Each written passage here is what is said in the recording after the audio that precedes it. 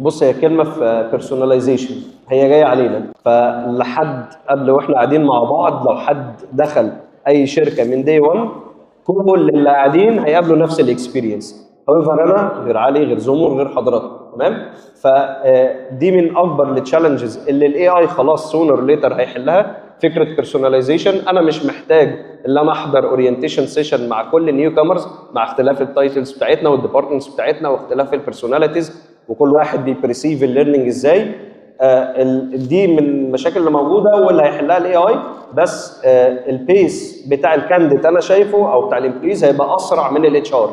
انا اي هاف اللي انا اكنولج حاجه زي كده، فلازم الاتش ار هو اللي يكوب مع البيس دي ويعمل زي ما علي قال. لازم نبقى يعني احنا الاثنين نشتغل مع بعض، ما تقارنش نفسك بيه.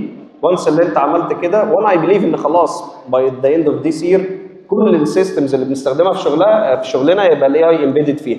بس ازاي انت تفهم وتدمج النو هاو بتاعتك مع اليوزر اكسبيرينس الجديده. وانس اللي انت عملتها هتفكر از برودكت مانجر ازاي كرييت بيرسوناليز اكسبيرينس للناس اللي بتجوين معايا، عشان اسيب امبريشن ان الراجل ده ما كانش فعلا عايز يجاوب على سؤال زي سؤال شايف نفسك فين بعد 5 سنين، انما هو نفسه فعلا حط بلان انا عايز اكمل مع الشركه دي 5 سنين او اكتر.